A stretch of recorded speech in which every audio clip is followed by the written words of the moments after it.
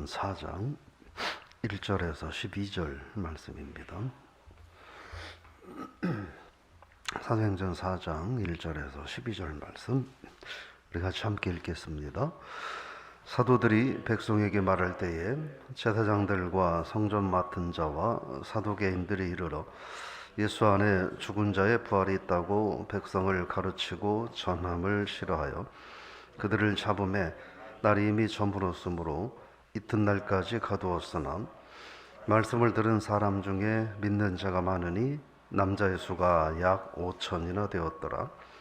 이튿날 관리들과 장로들과 서기관들이 예루살렘에 모였는데 대제사장 안나스와 가야바와 요한과 알렉산더와 및 대제사장의 문중이 다 참여하여 사도들을 가운데 세우고 묻되 너희가 무슨 권세와 누구의 이름으로 이 일을 행하였느냐?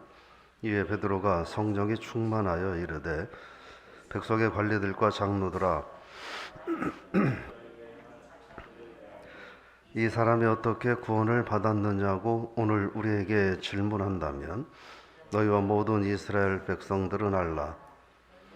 십자가에 못 박고 하나님이 죽은 자 가운데서 살리신 나사렛 예수 그리스도의 이름으로 이 사람이 건강하게 되어 너희 앞에 섰느니라. 이 예수는 너희 건축자들의 버린 돌로서 집 모퉁이의 머릿돌이 되었느니라. 다른 이로서는 구원을 받을 수 없나니 천하 사람 중에 구원을 받을 만한 다른 이름을 우리에게 주신 일이 없음이라 하였더라. 아멘. 할렐루야. 오늘 말씀의 제목은 당신의 관심은 무엇입니까? 이런 제목으로 말씀을 나눠보고자 합니다. 오늘이 조금예 권사님 생신이시더라고요. 축하해 주시고 또 축복해 주시기 바랍니다. 오늘 1절에 보면 사도들이 백성들에게 말할 때라고 말합니다. 그때 세 부류의 사람들이 나오는데 제사장들, 성전 맡은 자들, 사두개인들이라는 사람들이 등장을 합니다. 그래서 그들이 무엇을 말하느냐? 종교 지도자들이죠. 그 당시 그 시대의 지도자들입니다. 근데 2절에 보면 읽어볼까요? 예수 안에 죽은 자의 부활이 있다고 백성을 가르치고 전함을 싫어하여. 그러니까 종교 지도자들이 예수 안에 부활이 있다라는 걸 가르치는 것을 싫어했다라고 하는 거예요. 근데 싫어했다라고 하는 말의 의미는 무슨 말이냐면 분개했다, 경노했다 이런 뜻입니다. 그러니까 난 저 사람 싫어, 저런 게 싫어, 뭐 이런 정도가 아니라 뭐 소리를 질러가면서 얼굴을 울그락불그락하면서 분노했다는 거예요. 가만히 생각해 보면 예수 그리스도 안에 부활이 있다라고 하는 말이 그래야 될 얘기냐라고 하는 거예요. 그것도 종교 지도자들이 분노하고 격분해야 될 일이냐라고 하는 거죠. 특별히 사두개인들은 영의 존재와 그리고 부활을 믿지 않는 사람들이었습니다. 영의 존재와 부활을 믿지 않아요. 그래서 사두개인들은 그들의 모든 삶의 기본 틀이 단순히 모세 오경에 의해서만 주어지는 그런 사람들이었어요. 그러니까 이 사두개인들이 로마의 식민 정책에 적극적으로 동조하고 따를 수 있는 거죠. 우리가 여러분 우리나라도 해방이 되면서 이렇게 6.25가 일어나기 직전에 아주 나라가 혼란스러웠잖아요. 그때도 사실은 이 공산주의 사상을 가진 사람들이 나쁜 사람들은 아니었어요. 적어도 우리나라 사람들은, 우리나라 안에 있었던 공산주의 사상을 가진 사람들은 어떤 사람들이냐면 공부를 많이 한 사람들이에요. 공부를 많이 하고 똑똑한 사람들이에요. 근데 그 사람들이 뭘 공부했느냐가 문제인 거예요. 네. 공산주의 사상을 공부를 한 거예요. 그러니까 그 사람들은 그게 맞다고 믿은 거예요. 신봉, 맹신. 그러니까 공산주의자가 되는 거죠. 요즘은 모르겠는데 저희 학교 다닐 때만 해도 학생 운동을 하는 이런 그 사람들이 뭘 공부했냐면 그 비슷한 것들을 쭉 공부를 한 거예요. 그러니까 남한에 살면서 공산주의에 관련된 책들을 보고 그 사상들을 쭉 공부를 하는 거예요. 그러니까 남한에 살고 있지만 이 사람들의 이 두뇌 구조는 공산주의식 사고방식을 갖게 된 거예요. 네, 그런 부분들이 있어요. 그러니까 제가 말씀드리고 싶은 건 뭐냐면 사람이 무엇을 믿고 무엇을 공부하고 무엇을 믿고 사느냐에 따라서 완전히 달라진다는 거예요. 신천지에 빠진 사람들도 어때요? 평상시에는 우리가 똑같은 사람들인 줄 알았는데 신천지에 빠져서 그들이 신천지에 빠져서 그 뭐라 그럴까요? 이 두뇌 구조 자체가 바뀌어요. 구조 자체가 바뀐다고요. 그러면 그 사람들한테는 흔한 말로 기존의 이 시사 세상의 목사들은 모두 다 개만도 못한 그런 존재들로 인식이 돼버리고 기존에 교회 다닌 사람들은 다 멸망당할 그런 공동체에 속해 있는 사람들로 보는 거예요. 예, 그 사람들이 그렇게 두뇌 구조가 바뀌어 버리니까 누가 뭐라고 해도 이제 안 듣는 거예요. 그래서 그런 게 그만큼 중요하다, 정말 중요하다라고 하는 거예요. 사두개인들이 그런 사람들이었어요. 그러니까 로마의 식민 정책에 적극적으로 동참할 수 있었고, 우리나라도 우리 기독교도 제가 지지난주에 말씀드렸지만 우리 성결교회도 이 사중복음 가운데 재림의 신앙을 포기해라 라는 일본의 압박에 우리가 굴하지 않았어요. 성결교회가. 그래서 유일하게 한국에 있는 수많은 교파들 중에서 일본에서 강제로 교단이 폐쇄된 교단이 우리 성결교회인 거죠. 이런 거죠. 무엇을 공부하고 무엇을 읽고 무엇을 배우느냐에 따라 사람이 달라진다라고 하는 거예요. 사두개인들이 그런 사람들이었다는, 그래서 싫어한 거예요. 단순히 싫어하는 정도가 아니라 분노하고 격분할 만큼 싫어했다는 거예요. 그러면서 4절 말씀 읽어보겠습니다. 말씀을 듣는 사람 중에 믿는 자가 많으니 남자의 수가 약 5천이나 되었더라. 5절이요. 이튿날 관리들과 장로들과 서기관들이 예루살렘에 모였는데 6절 7절에 쭉 보면 7절 읽어볼까요? 너희가 사도들을 가운데 세우고 묻되 너희가 무슨 권세와 이름으로 이 일을 행하였느냐. 여기서 이제 먼저 4절에 보면 말씀을 듣는 사람 중에 믿는 자가 많았는데 남자만 5천 명이다. 잘 볼까요? 종교 지도자들은 분노하고 싫어해요. 근데 그 말을 듣는 사람들 중에 남자들만 5천 명이나 모였어요. 근데 오늘 8절까지 쭉 보면 7절에 보면 너희가 무슨 권세와 누구 이름으로 일을 하느냐 라고 물을 때는 이미 그 5절에 보면 사내들인 공회가 다 모인 거예요. 한 70명 정도의 그 지도자들이 모여 있는 게 사내들인 공회인데, 이 사람들은 또 어떤 사람들이냐면 공교롭게도 예수님을 죽이는 일에 결정적으로 관여했던 사람들인 거예요. 사람의 마음이 찔리는 거죠. 우리가 분명 관여해서 로마의 힘을 빌려서 예수를 죽였는데 그래서 다시 살아났다고 그러고 그거를 사람들이 믿고 추종하며 하루에 3천 명씩 5천 명씩 막 벌떼같이 일어나니 우리 큰일 났다라고 생각을 했다는 거죠. 그러면서 7절에 보니까 묻는 거예요. 성전 비문에서 안준뱅이를 치유한 일을 놓고 조금 따지는 거예요. 무슨 근거로 너희들이 이런 걸 했느냐라고 하는. 그러니까 이 사람의 병이 나았다는 것은 이 사내들인 공회도 부인할 수 없는 사실인 거예요.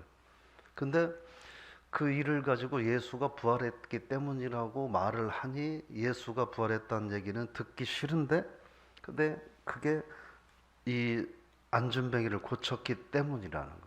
근데 그건 사실인 거예요. 어쩔 수 없는 사실. 그러니까 그 사실은 건드리지를 못하고 다른 핑곗거리를 찾으려고 근거가 뭐냐라고 묻고 있다라고 하는 거예요. 근데 여기서 기억해야 될 게요. 믿는 자의 수가 5천이나 되었다라고 하는 말이 그냥 나온 말에는 여러 가지 의미가 있는데 그만큼 성령 역사가 강했다라는 의미가 되고, 여기서는 고작 사내들인 70명이 모여서 거룩한 하나님의 성령의 역사를 방해하려고 하는데 말도 안 되는 이야기들이다. 하루에 남자들이 5천 명씩이나 회개하고 지금 주님 앞에 돌아오는데 그들이 아무리 종교 지도자라 하더라도 겨우 70명 정도가 모여서 이 거룩한 하나님의 역사를 방해할 수 없을 것이다. 없다. 앞으로 이런 역사는 더 커질 것이다.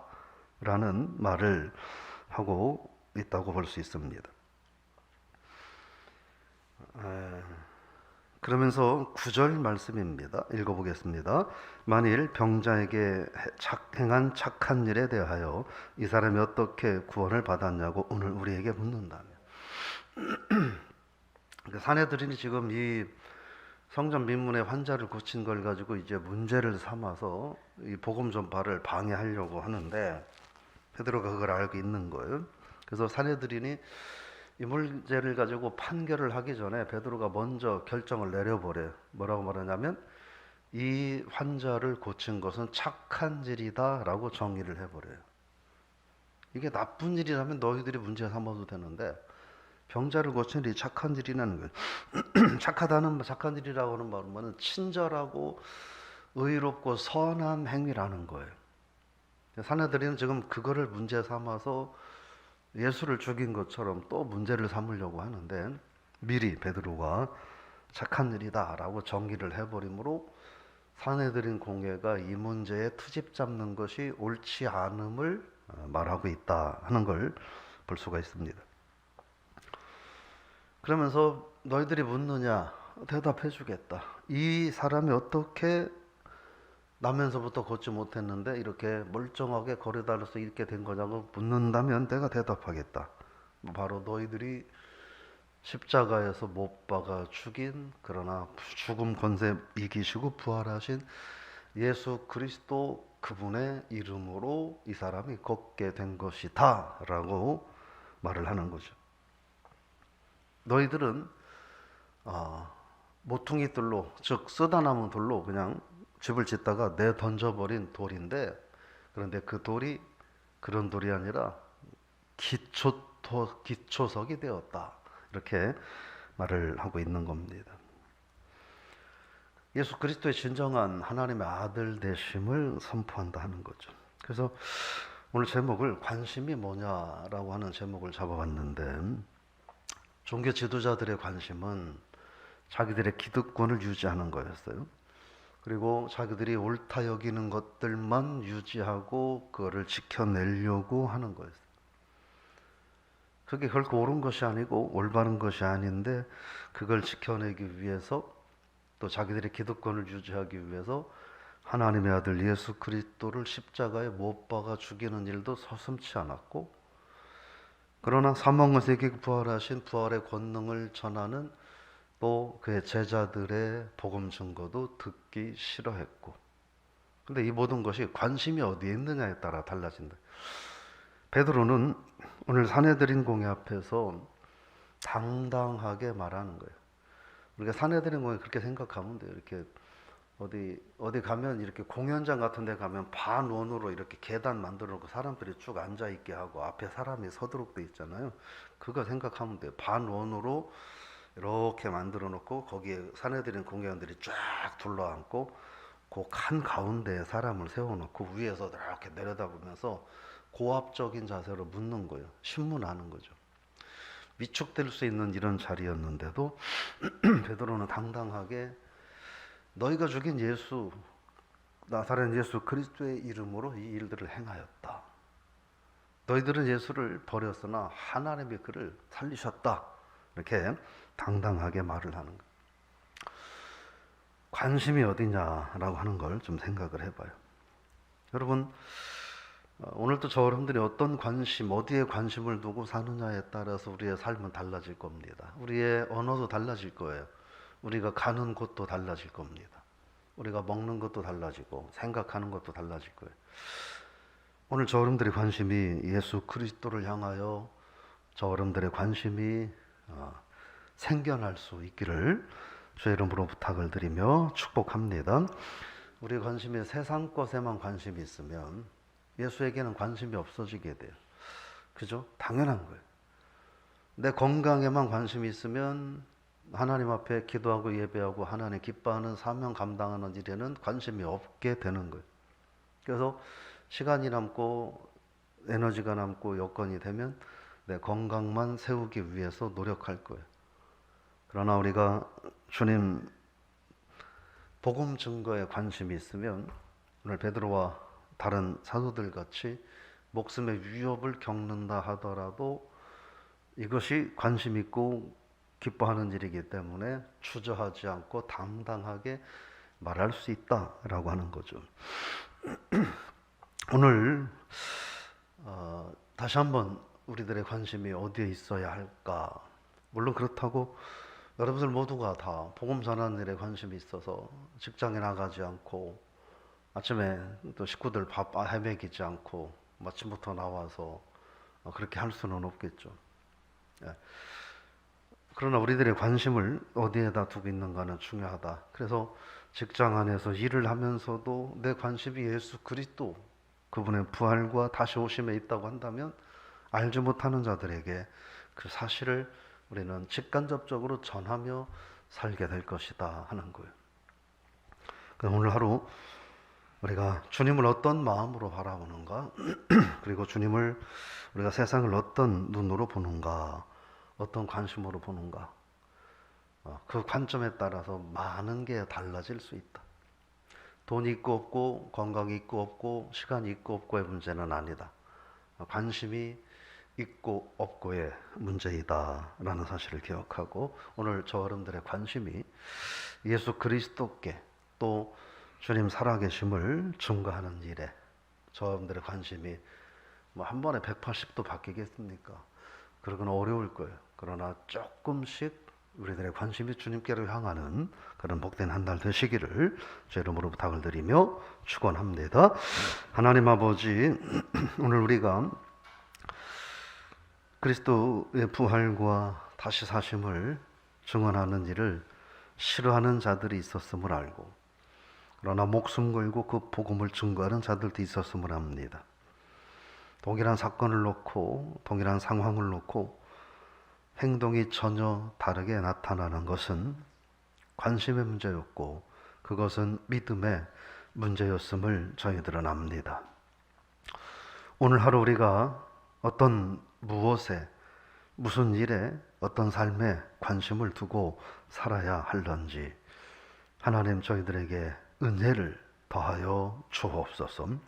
우리의 관심이 있는 그곳에 우리의 시선이 모이게 될 것이고 우리의 에너지가 모이게 될 것인데, 하나 우리가 세상 살면서 인간의 육을 입고 있는지라 인간적인 일들을 전혀 도외시할 수는 없지만, 그러나 그 가운데 주님을 향한 관심을 잃어버리지 않는, 주님을 향한 관심을 조금씩 키워가는 우리들의 오늘 하루의 삶이 되게 하옵소서. 그래서 나의 눈이 어디에 있는가, 나의 마음이 어디에 있는가, 나의 생각이 어디에 있는가 한번 되돌아보고 주님을 바라볼 수 있는 우리들 되게 하옵소서. 예수님의 이름으로 기도드리옵나이다. 아멘.